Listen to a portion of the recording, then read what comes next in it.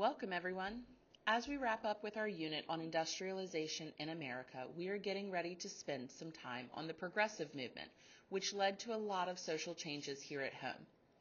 However, there were also events transpiring which impacted how we were seen abroad, and that is what we will focus our first few lessons on.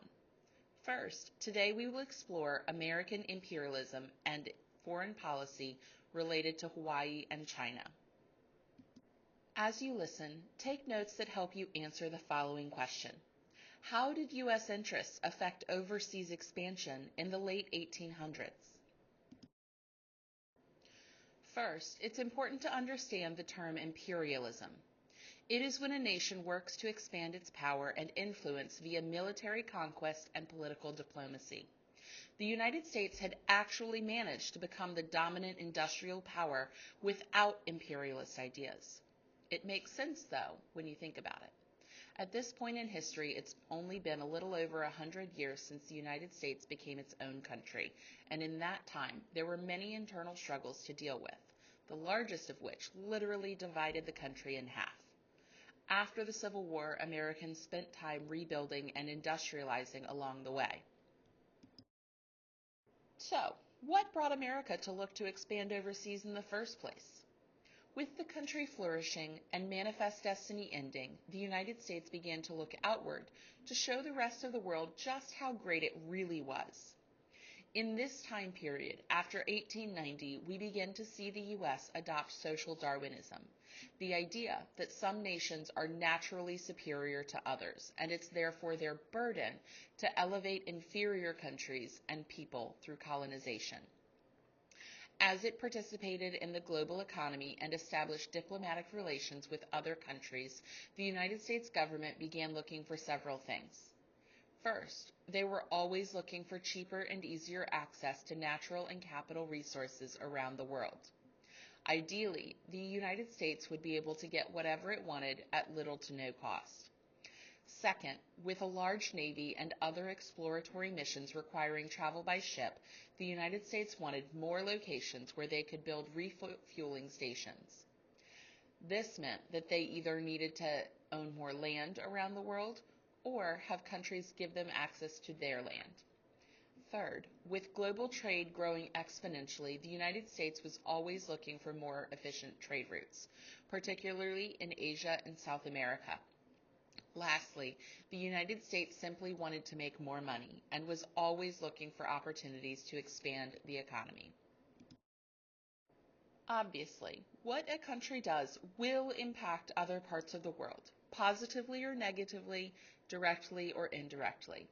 During this time period of American imperialism, our government's choices greatly impacted the rest of the world. For the remainder of this lesson, we are going to focus on just two regions that were affected by American imperialism. First, we will look at the circumstances surrounding Hawaii becoming a state, and then we will explore what is known as the open door policy with China. First, let's talk about the annexation of Hawaii. Annexation is defined as the action of seizing something, especially territory. Sometimes annexation can be an agreement between all parties involved and involves purchasing the land. More often, though, annexation occurs after wars in which the losing side gives up territory or when a more powerful country colonizes and takes it by force. In the case of Hawaii, the United States didn't start out by looking to take over the land. The Kingdom of Hawaii has existed for over 1,500 years and began with the arrival of Polynesians. It wasn't until 1778 when the first European, Captain James Cook, made contact with the Hawaiian Islands. Then, in 1820, American missionaries arrived in Hawaii with the purpose of spreading Christianity. They built a positive relationship with then King Kamehameha. This allowed for the opening of Hawaii to American businessmen who began whaling, growing bananas, pineapple, and sugarcane.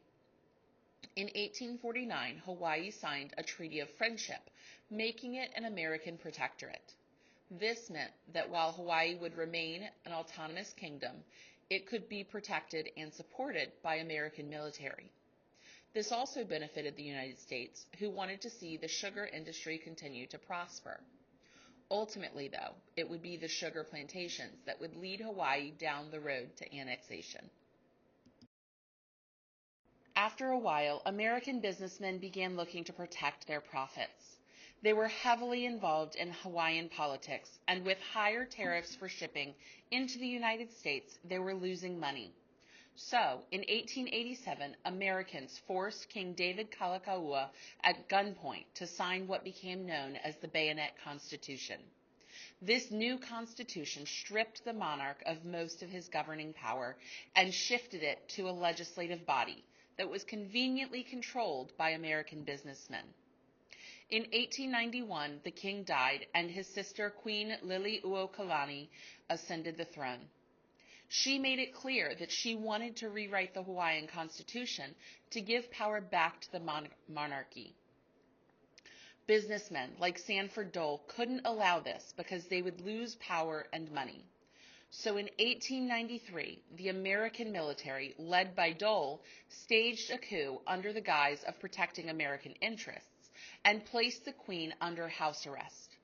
The Americans quickly installed a new government, and Sanford Dole was elected the first president of Hawaii. When her house arrest was finally lifted, the Queen traveled to the United States with the signatures of 20,000 Hawaiians to urge Congress not to annex Hawaii. The president at the time, Grover Cleveland, halted annexation efforts because Americans had wrongly overthrown the Hawaiian government.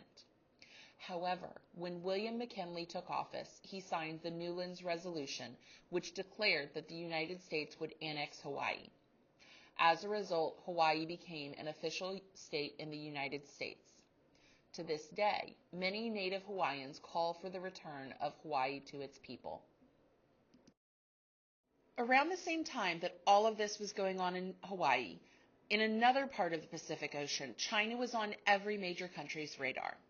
Many European countries, Japan, and Russia were all fighting for financial dominance in China. As the United States began to expand its power and influence, our leaders worried that our financial interests were in jeopardy. After all, China was a source of a lot of potential resources, like trade routes, access to other parts of Asia, political alliances, and so much more. To understand this, you need to know what a sphere of influence is. A sphere of influence is a country or area which another country has the power to affect policy or decision making, although it has no formal authority. Taking a look at this map, in the late 1800s to early 1900s, Britain, France, Germany, Japan, and Russia all had some amount of influence in China's political and economic decisions. They had trade routes and access to resources that the U.S. did not. This was largely due to their proximity to China compared to the U.S., as well as the fact that these countries had existed for far longer than the U.S. As the United States was trying to expand its power and flex its muscles, influence in China was vital for its success. To try and rectify what they saw as a major problem, the United States inserted itself. Secretary of State John Hay contacted those nations and brokered a deal where all the powers had equal access to China and its resources. However, a very important country was not included in these discussions: China. These world powers were deciding the fate of their country without so much as a second thought. As a result of this callous exclusion, Chinese nationalists began to grow in numbers. People all over China resented the United States and the other countries involved, and this led to the Boxer Rebellion. In a 55-day siege on the invaders, Chinese nationalists attempted to kill all of the foreigners. Each of these foreign countries sent military forces to quash the rebellion, including U.S. Marines sent by President McKinley. Ultimately, the protesters were defeated, but it created a much stronger sense of nationalism in the process. Chinese citizens pushed back in a big way to free China of foreign influence, and to this day, Chinese nationalism continues to play a significant role in world affairs. We've reached the end of the first lesson for this unit. What patterns are you noticing in the way the United States began to expand? How did U.S. interests affect overseas expansion in the late 1800s? In the next lesson, we will continue to look at American imperialism in another part of the world, Cuba. See you next time.